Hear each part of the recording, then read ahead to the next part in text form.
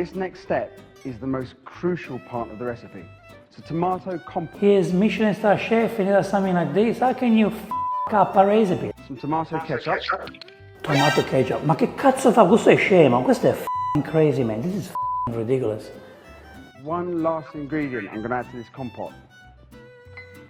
Thai fish sauce. Madonna. A piece of advice, never trust the cooking times on pasta packets. Ma first, never trust this guy making bolognese.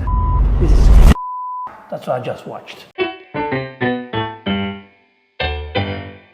You need to be a scientist, chef, and experiment ways to improve the bolognese. Maybe you can improve the bolognese. But what if you have the perfect bolognese? What if you have the perfect bolognese recipe? You don't need to do anything to that. Eston is a Michelin Star Chef and famous for his creativity. But can you really perfect the bolognese sauce? Let's find out. So in this video, Eston goes to Bologna searching for the perfect bolognese, okay? So let's see.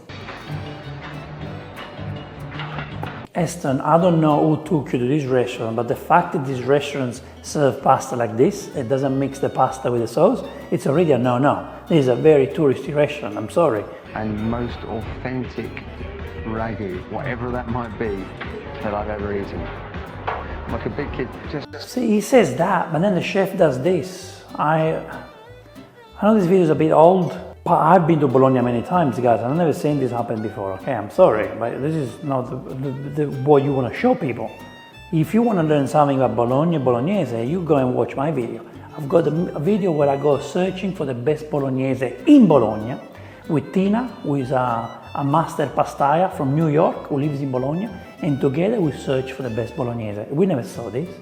No way. I just want to see how he makes his Bolognese. So I too start with the soffritto. This is at the heart of nearly every ragu or classic Italian sauce. It's very simple. It's a combination of onion, celery and carrot. How can you go wrong with that? Beautiful. Now I'm going to add an ingredient that will be unthinkable to many Italians. This, garlic. In this pan, I've got some finely sliced onions with a little bit of olive oil. And now I'm going to add to it some of this, star anise. What, okay. So the garlic, 1 clove of garlic, in my opinion, doesn't do anything. I'm sorry to say that. What you did with the onion sounds good, but now you're adding the star anise. Star anise is it goes in Asian cuisine. It doesn't really go in Italian. You don't really want that taste of star anise in your dish. My friend Marion invited me to her house, and she actually made a dish for me. She made a quick lasagna in the pan and used star anise. To be honest, I didn't enjoy that flavor. I didn't enjoy the what I get here in my throat, you know, that kick I get here. It just doesn't belong to Italian cuisine. You know, like, well, why do you use that? Star anise has a very special property. When cooked together with caramelized onions, it acts as a turbo booster for meat flavors. This is a brilliant tip for all meat dishes. I understand what you're saying, I understand, but we're going a bit too far, Eston. I know what you're saying about the meat, but it's the wrong cuisine you're working with, Eston. Do you understand? Like, yes, I respect your idea and your creativity, but you're going a bit too far, my friend. Come on. The caramelized onions and star anise react to form new compounds. It's these compounds that enhance the meat flavors. I know, science and cooking, I think they should be in separate rooms. So now transfer them to our casserole. If you look in here, all these brown bits, it's just packed full of flavor. There's absolutely no point in throwing that away. It would be such a waste. So what I'm going to do is deglaze the pan. It's a classical technique. White wine. Grate the bottom of the pan, making sure you get everything from the bottom. Beautiful, full of flavor. Full of flavor. It was really interesting to see that as far as the British public were concerned, they were very conservative when it came to spaghetti. But I needed to drive the recipe forward. But I had to do it in a way that was still presentable as spaghetti bolognese. Well, how can you say spaghetti bolognese? After you've been to Bologna, you know it's not made with spaghetti, it's made with tagliatelle, and you still say spaghetti? Don't say spaghetti. The reason why we don't use spaghetti for bolognese is a rich, bold sauce, and the spaghetti can't hold the sauce. You need tagliatelle, or fettuccine, or pappardelle, because they hold the sauce. So when you put the pasta in your mouth, you also have the sauce in your mouth. Spaghetti can't hold the sauce, the meat, so the meat will drop. Another pasta you can use is penne, rigatoni, mezze maniche. You take some extra virgin olive oil, and as soon as it starts smoking, you can add the meat. 2 types of meat here. This is pork, it's been hand chopped, and this is going to bring real refinement to the dish. Very important to use pork in Bolognese. Yes, beef also, even though I do prefer veal, but that's completely up to you. If you don't like veal, you use beef. And in here, I've got minced oxtail, and that's going to give the ragu a really gutsy base. Yeah, very good. Okay, that's ready. It's turned a light golden brown. Now, add the meat to the casserole. To me, the meat is way too cooked, burnt. I mean, the meat should cook in the sauce, in the tomato sauce for 4 hours. I'm going to use a mixture of milk and water to cook this. Bring the liquid to a boil. This is used by a minority of people in Bologna. The wine kind of does a better job. What the wine does is tenderizes the meat, gives flavors, but also kind of help to melt the fat in the meat. At this point, I don't think there is any fat left anyway, because the meat has been overcooked. But what he's doing now with the milk, yes, is used by some people. You must have seen that in Bologna. The water, I've never seen that happen before, because you only put milk normally. And it does a good job, I think. But because you got the wine in there, the wine should be evaporating. And because you already have wine, I think you don't want to put the milk now. Milk and wine don't really go well together. I'm now going to leave this to cook for 6 hours. What are you talking about? You haven't added the tomato sauce. You only got milk in there, and you're cooking this for 6 hours? So it must be wrong. Let's keep watching. This next step is the most crucial part of the recipe. It's going to pour all the ingredients together and lift this ragu to another level. It's a tomato compote. Aspetta, he cooked the sauce for 6 hours with just milk and water? What the hell? What? Come on, guys. This guy is famous all over the world. He is Michelin Star Chef and he does something like this. How can you f up a recipe, a Bolognese recipe? And what's a diced fresh tomato? What are you doing? The Bolognese, it's a sauce that cooks for a minimum of 4 hours in a tomato sauce. It is a meat sauce. Yes, it is a meat sauce.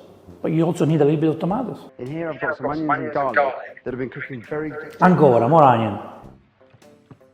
I've taken them to the point where they've actually started to darken, but not brown. What the f are you doing? I'm going to add some tomatoes that are skinned, de-seeded and chopped. He's making a sauce completely wrong. He's doing it on the side. What are you doing?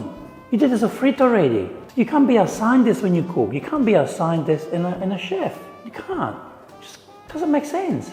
You know, I'm something of a scientist myself. Seeds and the pulp, place them in a sieve and just sprinkle them with salt.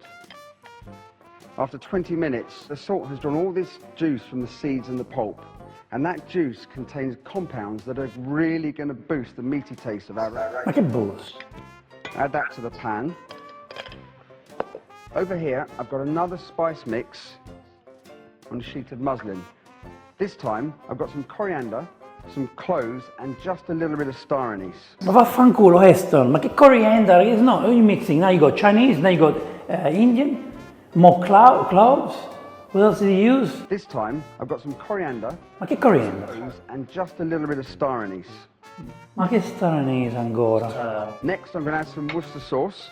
Ma questo è matto. A Michelin Star Chef. Ma questo è matto. This guy is... people go and pay... Tabasco, ma che famo now go to Mexico now? But these people pay so much money to go into this restaurant, and this is what you do? Man, you completely destroy this dish when you start using the star anise. Then the wrong method. And you cook that sauce for 6 hours in milk. Well, I'm not making cereals. Are you cooking cereals? What are you doing? Unbelievable. Unbelievable. I thought Gordon was bad, but Gordon is like incredible next to you. Come on, man. Some tomato ketchup. Tomato ketchup. Ma che cazzo fa? Questo è scemo. Questo è f***ing crazy, man. This is f***ing ridiculous. Tomato ketchup in a bolognese. Ma go back to wherever you're from and just cook the food from your area. Do not touch a bolognese. You went to the wrong restaurant in Bologna that didn't teach you anything. You're doing something so bad. I'm glad this video is not on YouTube because I found this video on a website. Because if it was on YouTube, it would be bashed. A splash of sherry vinegar. Pure, what you just saw, pure. Ma you understand what you're going to do? Is that a mix? Now I'm going to add some herbs. I've just got a couple of bay leaves and a small bunch of thyme tied together. Pop that The in. Steranese takes over everything, the Steranese. One last ingredient I'm going to add to this compote. Thai fish sauce. Madon, we got Mexican, Chinese, Indian, Thai fish sauce, vinegar. But what the hell? This is a different dish. This is not part of Bolognese, but there's nothing Bolognese at the moment. Now I'm going to leave this compote to cook on a low heat for an hour. Just check it. Ma che compote? What's compote? We don't use French word, we don't use compotes in this way. I never use the word compote in a Bolognese sauce, okay? Che cazzo fai? Mi fai incazzare oggi. You have to make me angry. What am I going to do now to relax? I'm so stressed. This is the longest Bolognese I've ever seen in my life, but there's nothing to do with Bolognese. And you destroy the tomatoes. Completely killed the tomatoes. My ragu's now been cooking for 6 hours. You might have noticed that I haven't seasoned this at all yet. This tomato compote is full of seasoning. When we combine the two, it's going to completely change the balance.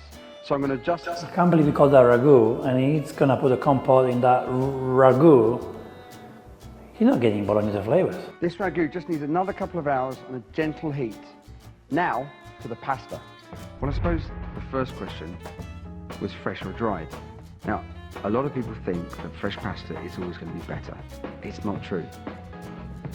Good dry pasta can be the best you can find. Let's hear what he's saying, okay? It could be true that dry pasta is better, but if you've been to Bologna and you know about Bolognese, you know that the fresh pasta is the best experience. But yes, you can use penne, rigatoni, mezze maniche, dry pasta that also go very well with Bolognese. Okay, but let's see what pasta he chooses. So what I'm going to do here now is a spaghetti taste test.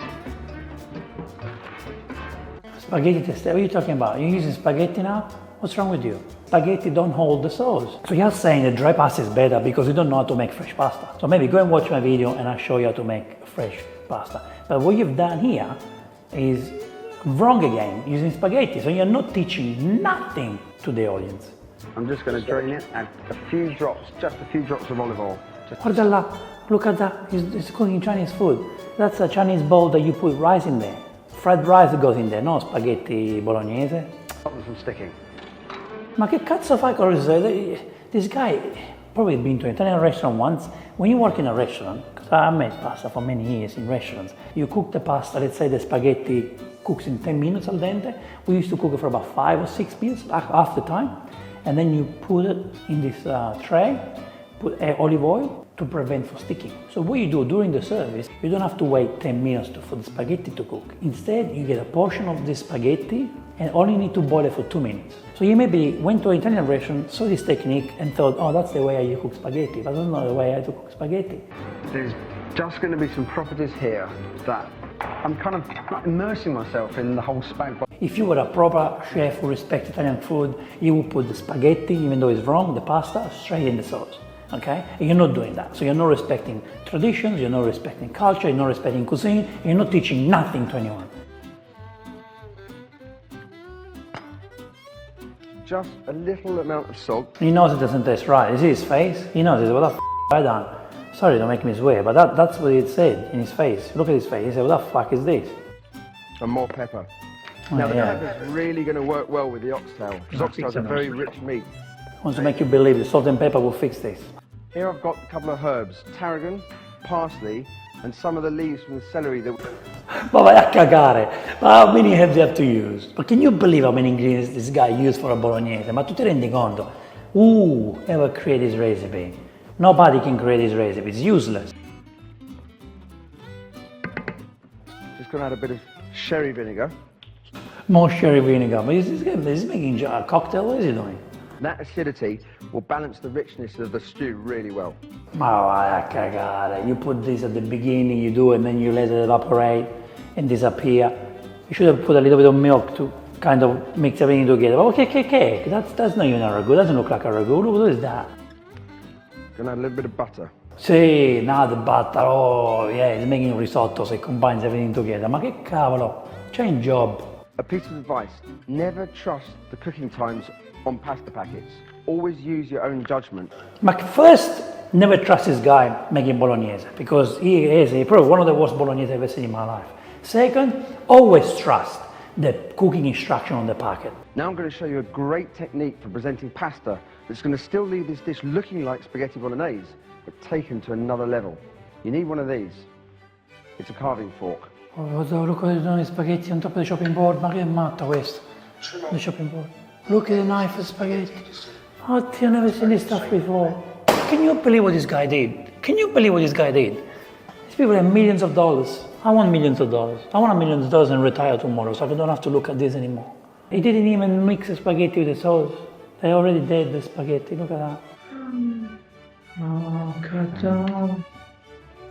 Disgusting. Spreading the ragu on top of the pasta. This video is to show you, if you've never been to Italy and experienced Italian food very well, you cannot cook Italian. If you never spend time in an Italian kitchen, or you never spend time maybe watching my channel and channels like mine who work hard to teach you how to cook Italian food, you will never cook Italian food the right way. I'm sorry. You will never do. Doesn't mean you have to be Italian. You can be from anywhere in the world. But this guy definitely can cook Italian food. So if you don't put passion, love, and knowledge, don't even try cooking Italian food. Or don't even call it Italian food. Anyway, guys, this video really made me upset. Well, I hope I see you in the next reaction video. Unless you help me to make a few $1 million. I don't know, just donate $1 each. All of you, donate $1 each to me, please.